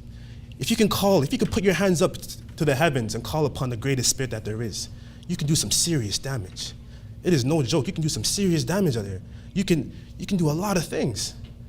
That's why it requires proper obedience. It requires a lot from us as a people so that when we take on that responsibility, when we accept that power, we use it appropriately. I was watching Spider-Man the other day, and Uncle Ben said it best. With great power comes great responsibility. As Israelites, we have a responsibility to keep the laws, the statutes, and the commandments. We have a responsibility to help one another. We have a responsibility to make sure that we are right within spiritually. And when we fail that responsibility, there is a consequence, brethren. There's always a consequence. Even as children, we don't do the right things that our parents ask of us. Some of us get disciplined, right? You get spanked, you get corrected. It's a part of the process, but only because our parents care for us. So Reuben sets the stage perfectly, but as he speaks, it reminds me of you have to know the past to understand the present. If I could sum it all up, that's what it was. You have to know the past to understand the present. So Reuben lobs it over to my brother Nathaniel. Nathaniel takes it on, and he talks about the present. He talks about what happened in the 400 years. What did we go through? How we landed onto the shores of Virginia, in the belly of ships, packed in there like sardines, body on top of body, with body heat so hot in there. Could you imagine that, being in the belly of a ship with 20 guys, the same body heat, and you can't move, you're shackled up, you're defecating right there on the spot? Terrible conditions, terrible. He talked about the 400 years, how we were brought out of those ships, how we were sold as bond men and bond women, how we were used for the benefit of our enemies, how they've taken everything from us, how they destroyed our family, laid waste to our homes, and crushed our spirits and our souls, how we were used for their growth, for their elevation, for nothing in return. Labor is the most expensive part of the economy. And they got it for free. They had free labor for 400 years.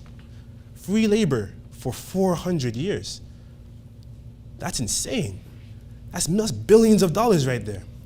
And you couldn't have any of it because of the consequences of what happened in the days of old. The present has shown you that your past actions have consequences. That the reason why we're in today's situation is because we turned away from our God for a brief second.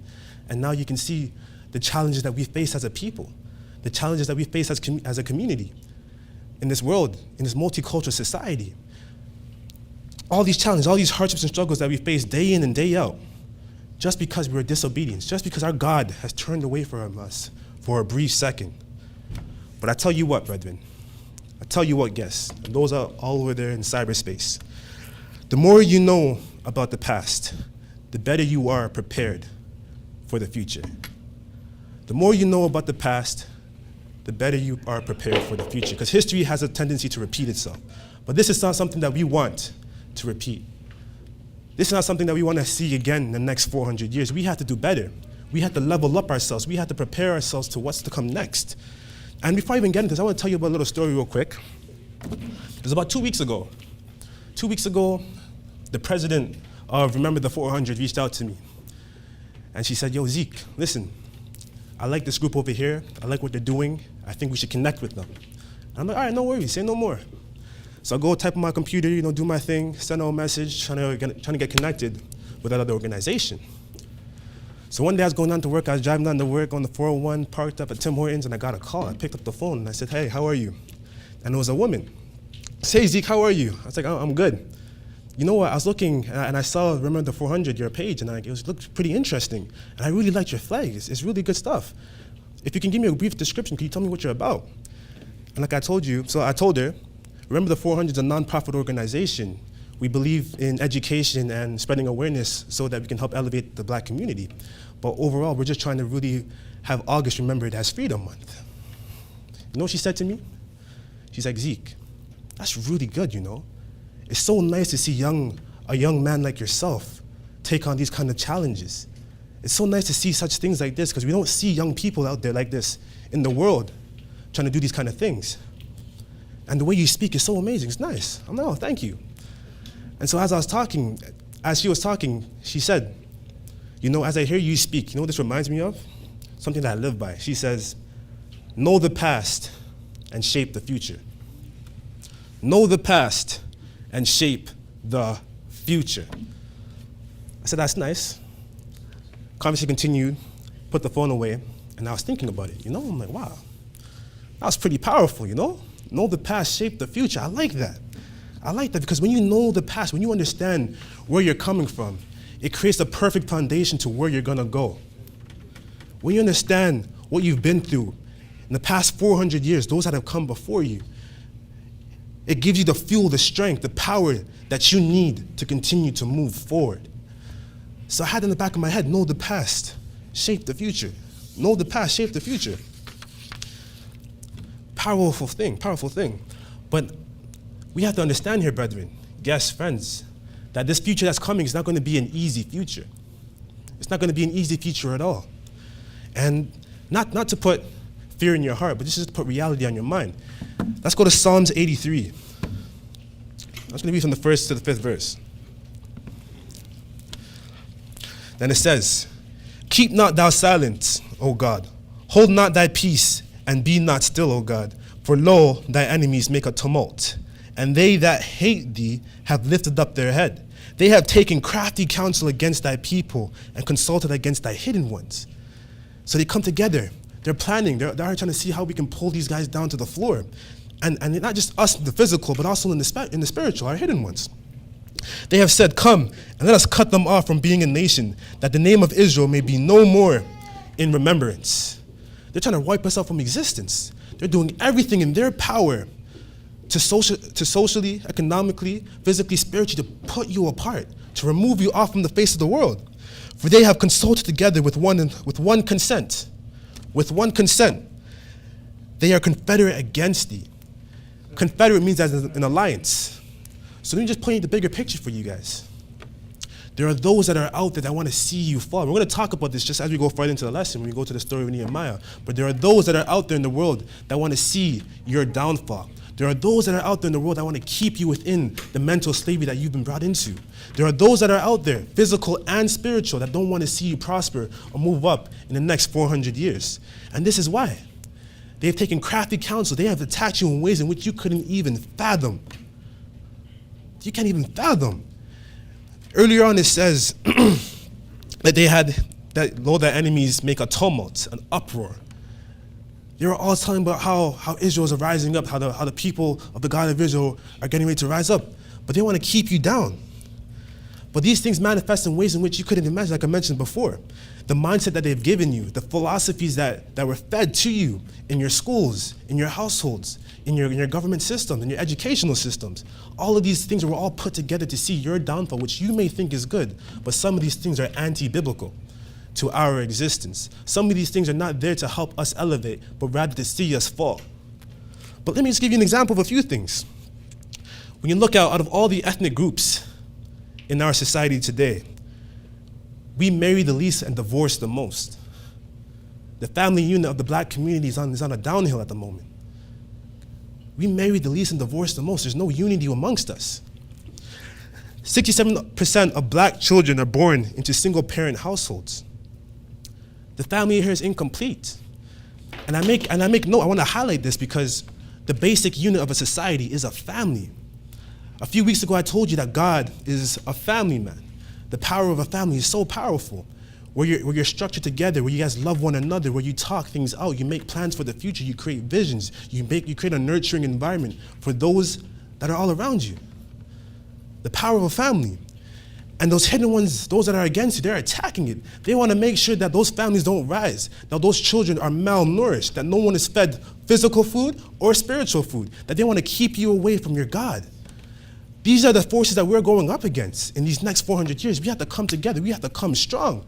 Because if you're not ready to come strong, ladies and gentlemen, brethren, you'll be taken out. I'm here to talk about the future. Like I said, Ruben caught the past. Nathaniel talked about the present. And here I need to talk about the future, because this future, it's not going to be easy. It's not going to be easy. But moving forward, we have to operate in ways in which we never done before. We have to turn back to our roots. We have to go back and revisit the past to see how our God constructed the world to be, how he made it out for us to be, which is to follow the laws, statutes, the commandments, was to keep his commandments, to keep his Sabbath days and his new moons, so that in times of trouble, in times of turmoil, we could turn and lean unto our God, the God of Abraham, the God of Isaac, and the God of Jacob, to get the help that we need.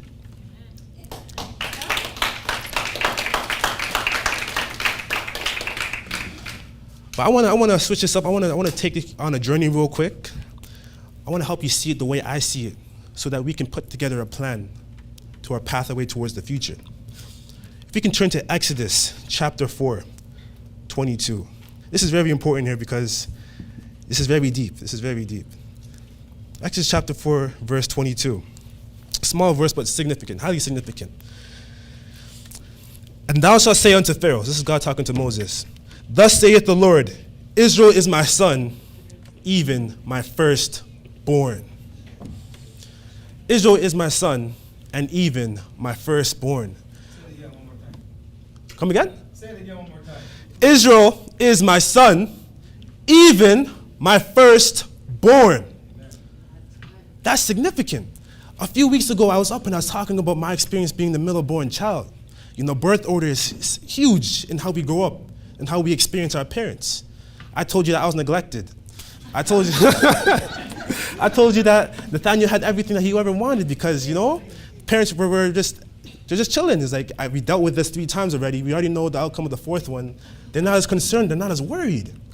But man, my heart goes out to those that were older than me, my oldest brothers. They had it hard, man. They had it hard.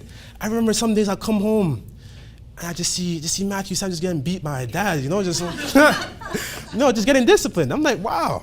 For something small, but you know, in that particular situation, you learn to see that parents are caring. It's like, this is my first child. This is the best one. This is the one I put the most investment in. I'm gonna take you to every single jiu-jitsu class, karate class, taekwondo. I'm gonna take you to soccer, basketball, football. I'm gonna take you to baseball class. I'm gonna take you to the next martial arts. I'm gonna make sure you go to the nation every single Saturday. They have huge plans for the firstborn because the firstborn is their firstborn. Like, it's the first time doing this. It's like, they'll put all the effort you can. It's like, you know, you want to do it right the first time. So you see all the effort that goes into the firstborn child. But little do you know, there's a lot of responsibility being the firstborn child. Although you are rewarded a lot, you are expected to have certain kind of levels of standards of behavior because you have to be the responsible one. There are others coming behind you that are going to follow in your footsteps. And I have another story for you. So this is like a series of conversations that I had with my dad. And we're on the phone one day. I'm talking to my dad on the phone. He's like, Ezekiel, my son, how are you? I said, yeah, Dad, I'm good. I'm good. How are you? He's like, I'm good. I'm good. Like, listen, I see what you're doing. You're doing a good job. I see the plans that you're making, the moves that you're making. It's good. You're doing a really good job. However, it's not enough. And I'm like, what? What are you talking about? Yeah, man, it's not enough. You see, it's easy to do things that is focused on you when you're only focused about yourself. It's easy to do that. I could do that. Anyone could do that. If you do easy things in life, life becomes hard. But it's only when you do the hard things in life, you make it easy for not only yourself, but for everyone else around you. And do you know what's being hard? It's being an older brother. It's being a leader. It's being a role model. Being a mentor to those that are to come after you. That's what it's about. You see the way I operate? Every single day I have to go to work. Every single day, no breaks off, because I know I have you and your mom and all your brothers to take care of. That's my strength right there. So moving forward, you gotta level up. You gotta do more than what you are now. I'm like, Pops, I understand. So I hang up the phone and I started to think about it. And he's like, yo, he's right. He's right. If you only do what you've always done, you will never be more than what you are right now. You know? If you always do what you've always done, you will never be more than what you are right now. And that was the essence of that conversation. You know, like being a mentor, a brother, or someone that's older. When you're young, you're always looking up to the next generation. You're seeing what they're doing. You're copying their moves. You can just look at the children. Look at Simeon. Look at Zebiah. Look at all the young ones within the nation. They're watching each and every one of you, all your actions you're making. You may think no one is looking, but really everyone is looking. So what do you do about that? Knowing that you bear that responsibility, that the next generation, you play a part in their lives, no matter how significant you think you may be. There's someone out there that's looking up to you, that's expecting you to do the hard things to make their life easy, for you to ascend up to certain levels within society, within the household, within your community, so that they can see the path to move forward there themselves. But if we don't take on those responsibilities, if we don't take on those call to action, what the heck are they going to do?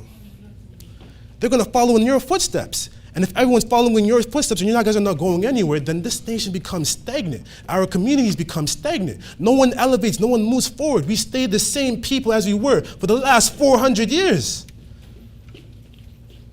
It all starts with you. Nathaniel said that already. Reuben touched on that. That in the past, we had it good. We got ahead of ourselves. We lost the game. So we were punished for our disobedience. We go into the 400 years. There are those that had to suffer, those that still stepped up to the plate to pave the way. But even then, some weren't getting the message. There are those that are out there that were still getting in their own way because they refused to take on the responsibilities that they needed to take on. Even when the odds were against us, there are those that are our forefathers that stepped up to the call of duty, that achieved great things. I don't want to brush over that. These are people in the 400 years, those that worked hard for you and I so that we can be seen equals towards the other nations. Some of these names include Nat Turner, Malcolm X, Martin Luther King, Medgar Evans, Ben Carson, even Oscar Michaud. All of these people had to be brave. Instead of just saying it with their words, they stepped up with their actions, because it's your actions that will solidify who you are. It is your actions that tells the world what you believe. And if you believe something, you truly believe something, your actions will really show it. I spoke about this last week. Everyone says, I have the greatest God in the world, but how great is your God if you can't get your attention twice a month, let alone every Saturday? Your actions reflect what you believe. And so when you see those that stepped up, when you see those that look like you and I, that ascended up into these great positions, it gives you hope. It lets you know that, man, I can do that too. I can do that too. Seeing is half the battle. When you don't see yourself in these positions, when you don't see yourself in these places of elevation, it makes it hard for you to paint your destination towards there. It makes it very hard. But thank the God of Israel that there are those that have taken on those responsibilities in our community. So it's not just within the nation, but this also goes out there for the people out there in Cyberland too. No matter who you are, there are those that are up there that are showing you the way, that are passing on the baton to what the world can look like when you're a part of it, when you partake in it. So we talked about the 400 years. We talked about the 400 years that those that came before us, those that made the sacrifices for us to get here today, those that had to go to prison, those that had to fight and get shot or be assassinated. But then what do we do with those sacrifices? Do we just see them and move on with our lives? No, we have to take action on that. You know, earlier I said, know the past and shape the future. But this kind of ascends a little bit. We have to honor the past and challenge the future. We have to honor the past and challenge the future. Know the past, shape the future, honor the past, challenge the future. We are the future. We're here today. There's going to be some of us tomorrow, but what are we going to do today that's going to make a huge impact tomorrow? What can you do today that change that is needed for the elevation of your children tomorrow? I said it again. It all starts with you. But a great story that I want to quickly go by is the story of Nehemiah. It's a wonderful story. I don't think I can go through all of it, but man, Nehemiah is a good story. I'm going to start with chapter 1. The words of Nehemiah the son. Now, forgive me if I mess up any of these words here, because this stuff, really challenges my vocabulary. The word of Nehemiah, the son of Hekeliah, and it came to pass in the month of Chislu, in the 20th year, as I was in Shushan, the place, that Hananiah, one of my brethren, came, he and certain men of Judah, and I asked them concerning the Jews that had escaped, which were left in captivity, and concerning Jerusalem. And they said unto me, the remnant that are left of the captivity there in the province are in great affliction and reproach. That wall of Jerusalem also is broken down, and the gates thereof are burned with fire. So Hananiah, the cupbearer, is in the kingdom, and then one of his brethren comes to him and let him know the situation of Jerusalem. What's going on? Everything is burned down, everything is destroyed. And it came to pass when I heard these words that I sat down and wept and mourned certain days and fasted and prayed before the God of heaven. So Nehemiah was hurt in the heart. He felt the pain because His home, his place where he goes to worship his God has been destroyed. He feels it in his heart. He feels it in his heart. And he said, I beseech thee, O Lord God of heaven, the great and terrible God that keepeth covenant of mercy for them that love him and observe his commandments. Let thine ear not be attentive and thy eyes open, that thou mayest hear the prayer of thy servant, which I pray before thee now day and night, for the children of Israel thy servant, and confess the sins of the children of Israel, which we have sinned against thee. Both I and my father's house have sinned. We have dealt very corruptly against thee, and have not kept the commandments, nor the statutes, nor the judgments, which thou commandest thy servant Moses. So you can even see in this time, they've done the same thing that well, that's our forefathers. So yeah, that's the thing they've done. They didn't keep the law, statutes, and commandments. And as a result, they lost the protection that they had. They lost their strength, their salvation, their glory, which is the God of Abraham, Isaac, and Jacob. They lost it because they failed to do one simple thing. Is to keep the laws, the statutes, and commandments. To keep the laws, statutes, and commandments. He said it earlier. Remember, I beseech thee, the word that thou commandest thy servant Moses, saying, if ye transgress, I will scatter you abroad among the nations. But if ye not unto me, if ye turn unto me, and keep my commandments, and do them through their word, of your cast out unto the uttermost part of the heaven, yet will I gather them from thence, and will bring them unto the place that I have chosen to set my name there. Now there thy servant and thy people, whom thou hast redeemed by the great power and by the strongest hand, O Lord, I beseech thee, let now thine ear be attentive to the prayer of thy servant, and to the prayer of thy servants, who desire to fear thy name and prosper. I pray thee thy servant this day, and grant him mercy in the sight of this man, for I was the king's cupbearer. So here's Nehemiah praying for his people. He's praying, he wants to atone, he wants to do something about it. We want to go into chapter 2. She's running out of time, but don't worry, I'm going to do chapter 1 and 2. So, and it came to pass in the month of Nisan, in the 20th year of Artaxerxes the king, that the wine was before him, and I took up the wine and gave it unto the king. Now I had not been before time sad in his presence.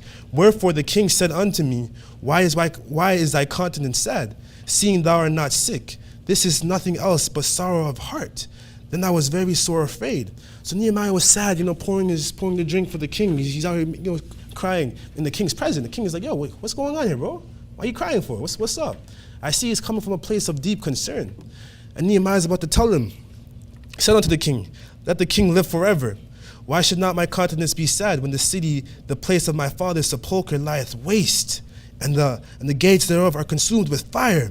Then the king said unto me, for what dost thou makest request? So I prayed to the God of heaven, and I said unto the king, if it please the king, and if thy servants have found favor in thy sight, that thou wouldest send me unto Judah, unto the city of thy father's sepulchre, that I may build it.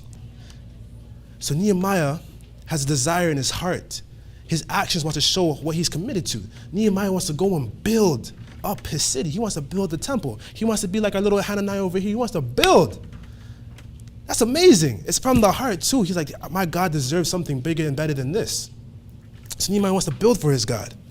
Man. And the king said unto me, the queen also sitting by him, for how long shall thy journey be, and when will thou return? So I pleased the king and sent me, and I sent him a time. Moreover, I said unto the king, if it please the king, let letters be given me to the governor beyond the river, that they may convey me over till I come into Judah. And let the letter unto Asaph, the keeper of the king's forest, that he may give me timber to make beams into the gates of the place of the palace, which are painted to the house, and for the wall of the city, and for the house that I shall enter into. And the king granted me according to the good hand of my God upon me. So here you have a stranger king, Artaxerxes, helping Hananiah build his temple. That's the God of Israel right there. He's moving this man to help his servant build his home. That's our God. That's the service of God. And I told you, we talked about this just earlier. Not any person can just call on the true and mighty Spirit. There's responsibility. With great power comes great responsibility. You have to follow the law, statutes, and commandments, be doing these kind of things. It's not anyone that can just have that. It takes a certain kind of person of a certain kind of caliber to call on our God. The God of Abraham, the God of Isaac, and the God of Jacob. The Spirit of all spirits, the King of all kings, the Lord of all lords. That's our God. He moved his spirit, King Artaxerxes, for the sake of Hananiah. Where was I? Yes, verse 9, thank you. Then I came to the governors beyond the river and gave them a king's letter. Now the king had sent captains of the army and horsemen with me. So he had an escort. Not only the cupbearer had an escort. Like, come on, a cupbearer, the guy that's pouring the drinks like this, had an escort. How many people do you know gets an escort? 50 Cent doesn't get an escort. Biggie Smalls doesn't get an escort. Only the president of the United States or the prime minister of Canada gets an escort. But here we see, or a king gets an escort. But the little cupbearer Hananiah also gets an escort too. Nehemiah, my bad. Like, come on, that's amazing. The cupbearer gets an escort. Man, you guys are not feeling it the way I'm feeling. You guys don't understand that.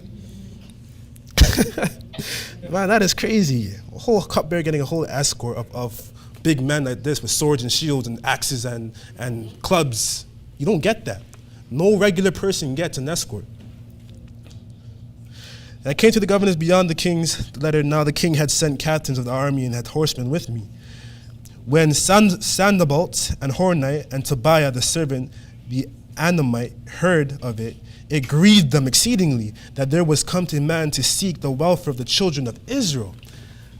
I read Psalms 83 earlier on, and I told you there's principalities, there's people that don't want to see us move forward. How the other side have come together in unity, in one team to take us down. Teamwork to take us down in an alliance. And you see how they've attacked our hidden ones. You see how these guys are moved to just to stop Nehemiah from doing a good thing. Think about that. Nehemiah's minding his own business. He wants to help his people. But there are those that are out there that it's in their heart to conspire against you in all sorts of ways. And again, you look at the communities, you look at what we've gone through for the last 400 years. How our families have been destroyed, how our men have been emasculated, how our women have been crushed spiritually, physically, on all sorts of levels. And then you wonder why as a community we can't elevate, you know? We can't elevate because we're dealing with all these forces that are always against us. Almost done here, almost done. Don't worry, hang in there. So I came to Jerusalem and was there 3 days.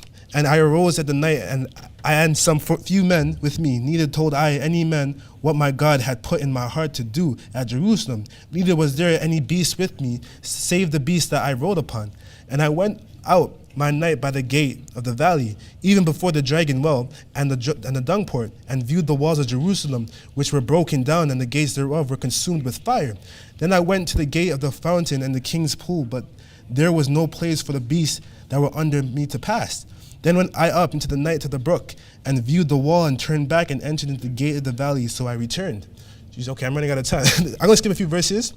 Then I told them in the hand of my God, verse 18, then I told them in the hand of my God, which was good upon me, as also the king's words that has spoken unto me. And they said, let us rise up and build. So they strengthened their hands for this good work. So he inspired everyone around him. Hananiah is out there, he's getting ready to build. He sees over there, he sees Ezra, he sees Nehemiah, all his brethren are out there. Because of Hananiah's movement, everybody else wants to move. Hananiah is being a leader. Hananiah took the first step. He had courage. He was making the move. But when Sanballat the Horonite and Tobiah the servant and the Amorite and Gershom the Arabian heard it, they laughed us and scorned and despised us and said, what is this thing that ye done? Ye rebel against the king. So he's still facing those challenges. He's still facing those people that still hated him. They saw him first, they're seeing him again, and now they're ready to attack him again. I can't go through this whole story, but as you continue to read on, those three people made it their mission. They made it their purpose to get in the way of Nehemiah. They called up armies, but the God of Israel was there to tear down those armies. The God of Israel was there for his people. That's just to show you what we have to go through in these next 400 years. That even though as we come together as a community, as we strengthen, as we continue to level up, there's always going to be these forces, these people that are always going to try to get in our way, no matter what. But look, that can't stop us. That can't stop us at all. In the next 400 years, we have to commit to the law, statutes, and commandments while the world is against us. Though there's a quote I want to give you guys. Responsibility creates struggle creates structure, and structure creates strength. When we take on the responsibility of the laws, statutes, and commandments, and taking on the Sabbaths, the new moons, I ain't gonna lie, it's gonna be a struggle. These laws, statutes, and commandments are not for the world, it's for us. We are in the world, but we're not of the world, so nothing caters towards us or accommodates us. So we will struggle trying to keep these things. But I tell you what, in that struggle, we will create strength. We will come together as a people, form our communities, form our committees, form our systems that work for us as a people. Because it's us. Look to your left, look to your right. These are the people that are going to be with you through this journey. These are the people that are going to endure with you towards the end. And that strength is with us, within unity. Nathaniel mentioned it. Those that walk alone will walk fast, but those that walk together will go far. And in these next 400 years, brethren, aunties, uncles, elders, guests, friends, we have to go far. We have to go to the moon. And if we miss it, we keep on going to the stars, all right? Listen, this is what it's about in these next 400 years. I pray that we continue to move forward as a team, as one unit, as a group, where we learn to see, they're telling to go out, but when we learn to see, that we can work together as a whole team. But that's it. Thank you so much, brethren. Thank you all those that are out there in cyberspace. I appreciate you all. Peace.